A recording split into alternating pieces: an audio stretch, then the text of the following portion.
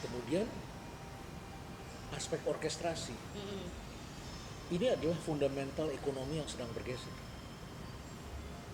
Jadi ekonomi revolusi industri itu berlangsung sekitar 2,5 abad. Yeah. Tujuannya adalah mencapai skala ekonomis kan. Jadi kalau kita sekolah ekonomi itu kita diajarkan ini adalah cost, ini adalah quantity. Nanti akan costnya itu kalau kita produksi makin banyak, makin terlatih learning gitu ya, ada learning curve, ada cost kurva biaya, nanti lama-lama costnya akan begitu. Pada kuantitas tertentu yang akan berpotongan di sini. Nah, inilah disebut skala ekonomis. Nah, skala ekonomis yang kita pelajari dari revolusi industri itu adalah sisi supply. Karena supply itulah yang bisa dikontrol oleh produsen. Produsen sawit punya pabrik kelapa sawit, dia bisa beli mesin, tanahnya sekian, buruhnya sekian. Dijamin undang-undang buruh tidak boleh melakukan ini. Bahan bakunya ini ada kontrak semua dengan kontrak. Produksinya jalan terus 24 jam sampai mencapai efisiensi. Nah, efisiensi ini yang mengakibatkan dia dapat untung. Dapat price di atasnya cost. Tapi di sini ada fixed cost dari mesin yang besar-besar. Bangunan lama ini supply side. Dan supply side ini adalah heavy assets. Kalau kita mau punya kebun sawit, mau jadi pengusaha sawit harus punya kebun. Punya kebun artinya harus punya tanah. Tanahnya bukan 1 hektar tapi ribuan hektar, ratusan ribu hektar, jutaan hektar. Heavy asset ya. Heavy. Heavy asset. Harus punya pabrik, beli mesin, dijaminkan ke bank dan sebagainya. Gitu kan? Itulah kapitalisme Ya. yang disebut managed capitalism. Nah, apa yang terjadi hari ini dengan adanya teknologi ini? Ini ada 6 pilarnya, kakinya ada 6, nanti saya ceritakan 6 itu. Hari ini skala ekonomis atau economies of scale itu tidak lagi pada sisi supply, tapi pada sisi permintaan, demand. Jadi yang selama ini kita nggak dapat skala ekonomis ya, itu sekarang nggak dapat di sana. Untuk itu, produsennya harus melakukan namanya orkestrasi. Kalau dulu namanya manajemen, sekarang namanya mengorkestrasi. Kenapa mengorkestrasi? Kalau tadi aset itu harus kita miliki, beli tanah, beli gedung, beli mesin, punya buruh. Sekarang aset itu ada di orang per orang. Tugas kita hanya mengorkestrasi demand ini, begini aja. Contohnya siapa? Ya Gojek lah. Tak punya satu motor pun, dia cuma mengorkestrasi orang-orang yang punya motor. Bluebird yang revolusi industri, dia harus beli mobil banyak, dia harus punya pool. Gojek tidak perlu. Garuda Indonesia harus punya pesawat. Di sini tidak perlu, hanya mengorkestrasi aja. Kemitraan. Mitra, dia pengen jual makanan. Caranya bagaimana? Dikumpulkan aja yang sudah ada, tukang martabak di pinggir jalan, tukang pempek di beberapa rumah makan Padang, dimasukkan menjadi super partisipannya, ya. Dan kemudian dia orkestrasi dengan menggunakan ini, dia hanya mempunyai ini. Jadi bisnisnya itu sangat light, asetnya sangat light, ringan. Hanya punya teknologi, software, dan mempertemukan supply dengan demand. Bung mau apa? Martabak. Martabaknya apa? Oh, saya mau yang well done mereknya. Oke. Di sini well done terdaftar. Silahkan pesan di sini. Well done, dia mau ini. Oh, bisa saya bikinkan. Saya motor, siapa yang mau nganterin ke sana? Nganterin ke sana. Bung hanya tinggal mandi di sana. Begitu selesai mandi, makanan datang. Ini kan berubah semua. Akibatnya Indomie barangkali jadi turun penjualannya. Barangkali Sarimi akan turun. Mie sedap barangkali akan turun. Kenapa? Tadinya kan kita harus masak sendiri. Selesai mandi baru kita masak. Sekarang selesai mandi, makanan datang, bebas ongkos kirim. Ada voucher. Jadi manajemen bergeser menjadi orkestrasi. Satu, asetnya menjadi light, hanya mempertemukan supply demand. Skala ekonomisnya adalah demand side. Cara pengelolaannya adalah memperbanyak ekosistem. Jadi tadi tukang martabak, tukang makan itu ekosistemnya, gitu. Yang tujuannya adalah mempermudah demand ini supaya ketemu dengan supply-nya, mempermudah. Kayak begitu. Orang sakit tidak perlu ke rumah sakit, di rumah aja konsultasi sama dokter. Kaki saya sakit, warnanya apa? Coba tekuk sedikit ke sini, gerakan ke sini. warnanya apa, Ada coba di foto. Kali Datang, goda oke. terus. Kalau gitu kan dia harus buka aplikasinya. Setelah itu kemudian dikirimin obat. Jam 12 malam dia tidak perlu ke rumah sakit, Iya. obat datang, Oh, dia tuh memecahkan masalah konsumen. Heeh. Antrian di rumah sakit, juga. akibatnya rumah sakit berkurang orang yang datang, tapi duit ada di tangan dokter-dokter. Ini yang membuat banyak orang gagal paham. Jadi kalau dibilang orang paling berpengaruh sekarang sih yang Gojek ya, Makarim. Yang mengorkestrasi, Makarim ya. ya semua yang mengorkestrasi. Iya, dia orang paling prominent di Republik ini, boleh dibilang. Ya. Jadi artinya kalau kita mau bisnis, mesti yang seperti apa? Terutama untuk lembaga-lembaga yang sudah sangat mapan dan sulit betul untuk berubah kulturnya. Yang sulit berubah itu namanya adalah corporate. Yang baru ini namanya platform. Betul. Karakternya corporate tadi heavy assets. Kemudian governance-nya adalah internal. Kemudian ini disebut old power dengan modal bank dan sebagainya. Sedangkan yang di sini ini light assets, dia mengorkestrasi ekosistem, skala ekonomisnya eksternal, pakai teknologi. Jadi kalau kita mau maju, pertama-tama perkaya orang muda di dalam institusi, kemudian gunakan teknologi. Nah, teknologinya ada 6 pilar. 6 pilar. Kita tidak harus ada 6-6-nya di kita karena ini sudah ada di ekosistem. Yang pertama ini, dengan di dalamnya ada namanya adalah super app. Ada apps kan? Tapi ini bukan sekedar apps, tapi super apps. Super apps tuh yang besar-besar yang gajah-gajah. Google, WeChat, Facebook, Instagram, Halodoc, Wahyu, Gojek dan sebagainya, Grab. Itu semuanya adalah super app. Nah, jadi yang pertama, pilar pertama itu super app. Pilar kedua ini terhubung ke sana melalui saluran telekomunikasi, broadband. Jadi ada broadband network, Telkom. Yang ketiga ada cloud computing, datanya disimpan di cloud. Yang keempat, itu big data. Ada big datanya. Dengan big data itu maka kita bisa olah sedemikian rupa sehingga kemudian kita bisa memberikan layanan khusus yang spesial. Yang kelima, kecerdasan buatan. Artificial. Jadi kita bisa mempelajari, bisa mentargetkan, bisa memecahkan masalah dengan cepat. Dan yang terakhir disebut Internet of Things yang akan menjadi kenyataan IoT ini dengan adanya 5G sebentar lagi. Jadi ini akan mengakibatkan munculnya yang disebut dengan hyper connected society. Jadi manusia tidak hanya terhubung dengan manusia, itu sudah selesai. Antara Weni dengan saya, kita tidak saling mengenal, tapi kita bisa bertemu, ada grup, kemudian hai, kemudian ketemu. Ya. Tapi bagaimana perlu apa namanya kopdar Tetap perlu kopdar, oke. Tapi manusia ketemu dengan manusia itu sudah biasa. Nah, kali ini adalah manusia terkoneksi bukan hanya dengan manusia, tetapi terkoneksi dengan benda-benda di alam semesta. Jadi dari sini Ibu Weni bisa nyalakan AC di rumah, bisa manggil mobil di jalan, kemudian mobil itu bisa jemput Ibu Weni di sini tanpa harus ngomong, tapi HP ini bisa langsung gerakan. Jadi dokter bisa membedah pasien, kira-kira begitu. Bagaimana meresponsnya?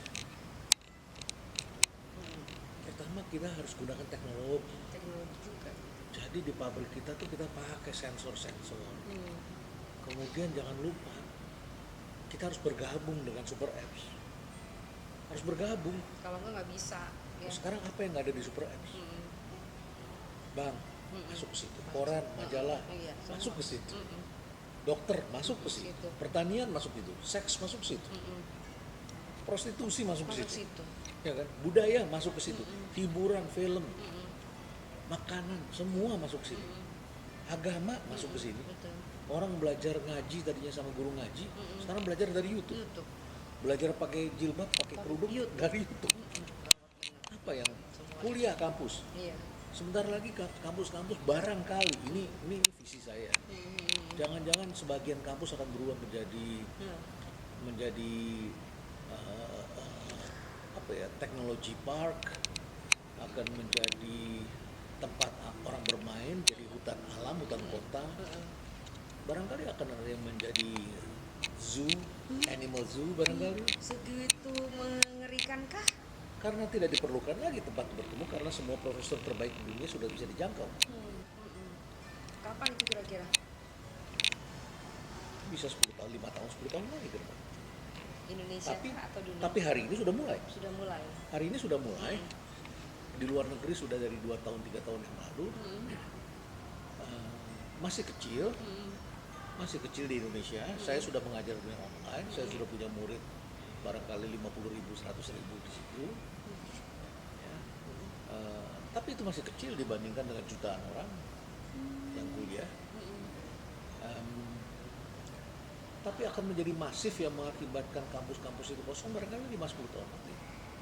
Waspada, dunia pendidikan digilas juga oleh zaman. Bisa kan? Iya. Nah, inilah yang di dalam buku EPOK saya sebut sebagai when the main is no longer the main. Ketika yang utama tidak lagi menjadi yang utama. Misalnya begini. Waktu saya sekolah sampai saya kuliah, sampai berapa tahun yang lalu, ketika saya naik bis, selalu di start bis di lampu-lampu merah ada orang yang teriak korannya koran, ya kan begitu ya, Kompas, Sinar Harapan, segala macam, Pos Kota, Tempo, dibacalah cerita, kita beli. Dulu ketika kita mau naik ojek kita bisa berhenti, kita turun di pangkalan. Sekarang kita turun dari mobil mau berhenti nggak bisa kalau kita nggak punya apps-nya Gojek atau Grab, nggak bisa. Ya. Sekarang di surat kabar yang namanya pendapatan dari penjualan kertas koran itu udah meaningless. Pendapatannya bukan dari situ. Jadi dulu itu pendapatan utama. Orang menghitung kalau dijual 1.000 perak, kos kita berapa? Oh, kosnya 900 perak.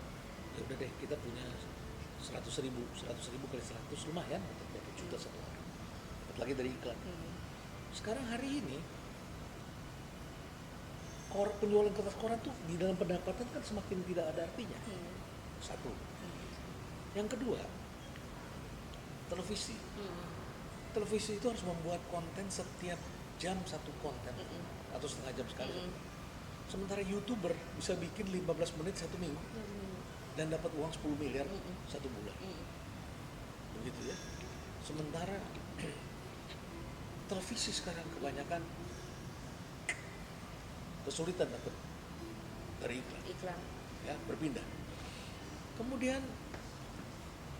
airlines ribut terus bagaimana caranya supaya harga tiket begini. Itu kan orang jadul, orang kuno. Tidak ada lagi di dunia ini yang untung karena jualan tiket. Semuanya itu sekarang tidak ada lagi standalone produk. Nanti saya cerita. Yang disebut standalone produk berakhirnya di mana. Begitu saya masuk ke Telkom, pertanyaan saya hari pertama pada waktu saya serah terima adalah when atau where is the main? What is your main? The main dari perusahaan telekomunikasi adalah voice. Langsung saya lihat, kan ada cacing pitanya. Siapa? WhatsApp. Iya. Kita teleponan pakai WhatsApp gratis. Jadi penjualan dari tadinya voice itu dimakan oleh cacing pita di tengah-tengah. Dia tidak bangun saluran, ada di dalam tubuh kita, dia ada cacing pita makan. Gizinya diambil. Saya bilang, mulai sekarang kita harus eksplorasi, cari main baru. Kami ketemu. Jadi kalau kita cari ketemu. Nah, itu sudah perintah dari kitab suci. Carilah maka kau akan menemukan kan. Di semua ajaran agama diajarkan. Jadi manusia kalau mencari menemukan. Columbus mencari, dia gagal tapi kita ketemu jalan baru. Kan begitu. Nah, jadi mental eksplorasi ini harus ada. Nah, sekarang produk ini tidak ada lagi namanya standalone. Standalone ini mati. Jadi kalau Garuda atau airlines hidupnya hanya dari jual tiket, mati dia. Jadi harus ada inovasi selalu. Ada inovasi karena dengan adanya teknologi ini tidak lagi menjadi standalone. Standalone itu misalnya Nokia. Nokia ketika dijual dia hanya dapat pendapatan dari jualan gadget. Koran kalau hidupnya cuma dari penjualan koran, mati dia. Mati. Makanya kami juga menjadi IO, kami punya platform online dan segala macam. Yes. Nah, Nokia matinya itu gara-gara munculnya iPhone. Iya. Makanya Stephen Elop, CEO-nya Nokia, terus kemudian juga siapa itu Perdana Menterinya Finlandia suatu ketika bilang, Nokia Finland atau Norway? Finland. Terus ketika dia bilang, yang membunuh Finland ini adalah Apple. Apple membunuh Nokia, kemudian Apple juga membunuh industri kertasnya Finland karena jadi paperless. Iya. Kenapa dia dibunuh? Karena Nokia ini tidak lagi menjual telepon seperti iPhone ini, tidak lagi menjual telepon seperti Nokia. Di dalamnya ada App Store. Makanya tidak lagi standalone. Iya. Itu standalone. Cuma jual gadget. Ini di dalamnya ada network. Betul. Networknya. Nah, jadi dia jual gadgetnya. Dia Terus juga setiap orang mengunduh sesuatu yang ada tarifnya, dia dapat duit. pinter banget. Dan itu juga dilakukan oleh Google, Iya. Android. Iya. Yang pakai, yang bikin handphone terserah deh, asal jangan Huawei katanya. Huawei kan dilarang Iya. kemarin ya. Tapi kata orang Huawei kan bisa aja diunduh dari apps, dari mana-mana juga bisa diunduh. Jadi kalau dilarang ya pada saat kami jual dilarang, tapi pada saat unduh ke konsumen terserah dia, atau katanya mereka. So anyway, inilah yang dilakukan oleh Garuda dengan Mahata yang orang heboh itu. Makanya selalu banyak orang gagal paham di sini. Karena dengan adanya Mahata di dalam sini, ini akan banyak dapat duit Garuda dari non tiket. Ini pesawat dikasih wifi di dalamnya, wifi-nya digratisin. Begitu take off, semua orang langsung. Kalau sekarang kan begitu landing, begitu landing sekarang orang nanti ke depan nih kalau jadi, kalau nggak diusir, kalau nggak dibatalkan, kalau nggak dimusuhin. Kalau orang tidak jadi gagal paham. Kalau dia paham jadi, tapi kalau gagal paham ya nggak jadi dong. Gagal paham tuh gimana? Karena beranggapan produk itu standalone, batalin aja. Padahal ini batalin ini yang mati. Nah mereka beranggapan kalau dikerjasamakan akan mati. Padahal batalin yang mati. Nah, terbukti Mahata sekarang dapat proyek dari satu airlines di Eropa dan satu lagi airlines di negara tetangga. Jadi gagasan Mahata dengan Garuda untuk membuat airlines itu sebagai non-standalone dengan ada network di dalamnya tidak berhasil mencapai kondisi yang diinginkan, tapi menjadikan negara tetangga atau airlines dari kompetitor negara kita menggunakan itu. Ributin di negara kita yang dapat untung di negara lain. Kan selalu begitu kan hukumnya. Ya, karena senang ribut dan gagal paham ini. Nah, network ini di dalamnya ini caranya bagaimana? Digratiskan. Kok digratiskan dapat duit? Oh bisa dong. Nah, ini sekarang saya tanya, kalau di pesawat terbang ke Bali berapa jam sih dari sini ke Bali? Sejam 15 ya, sejam 15. Kalau lewat kita Jakarta dulu, ke Jakarta sejam, Jakarta ke sana 1,5 jam lagi. Iya, Kan? Di pesawat ngapain? bingung mau ngapain, nggak main HP. Tidur kan? Tidur kan? Mostly kan kita tertidur Iya, kan? Kalau saya lihat di pesawat, saya jalan ke toilet, saya lihat orang banyak kan tidur. Tidur. Bosen tidur. Do nothing. Tapi kalau nanti wifi-nya gratis, dia akan begini. Kita dulu bersebelahan, iklan yang muncul, ketika kita mau lihat apa, muncul lagi iklan sebenarnya. Yang muncul di Ibu Weni dengan yang muncul di saya, beda. Karena dia ada kecerdasan buatan, artificial intelligence, ada big datanya, ada cloud-nya. Terus iklan. Emang cuma iklan? Enggak dong. Ada lagi pendapatan lain, apa? Main game. Sekarang anak-anak kita kalau minta hadiah voucher game, Iya. dan itu duit besar. Terus belanja online. Belanja online. mau nanti sampai di Jakarta saya mau sudah pempek udah diantar ke rumah. Nah, pempek diantar ke rumah. Bebas ongkos sendiri. Saya mau durian ucok, Durian ucok udah bisa, gila bener. kami sampai di rumah udah sampai, jadi saya nggak mau bawa nenteng-nenteng repot. Jadi saya mau bawa Papa Bird ke Palembang, karena di Palembang misalnya tempatnya jauh, saya belum dapat, saya mau kirim ke sini. So, industri makanan hidup, oleh-oleh hidup, transportasi logistik hidup. Jadi semua orang happy. Semua orang happy. Garuda dapat per penumpang 10 sampai $50. Itu tadi karena tidak stay alone. Karena tidak stand alone. Stand alone. Okay. Makanya saya bilang sebuah dunia yang membuat banyak orang gagal paham karena tidak mengetahui bahwa apa yang terjadi hari ini tidak ada di buku sekolah dulu. Dulu waktu kita belajar di sekolah itu adalah skala ekonomi supply side. Dulu kita belajar mobilisasi itu pakai pamflet, kumpulin orang, rapat RT, bagi duit. Kalau sekarang pakai tagar. Pakai tagar. Itu tadi MO. Jadi setiap hari kita membaca berita mengenai mobilisasi dan orkestrasi, dan setiap hari kita melihat orang-orang gagal paham. Jadi jangan frustasi ya, Prof. Jangan frustasi.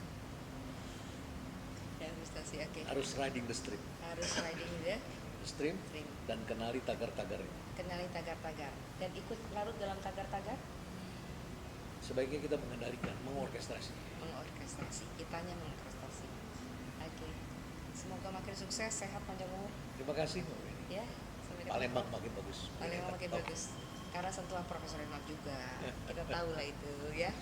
Oke. Karena orangnya keren-keren. Gitu ya.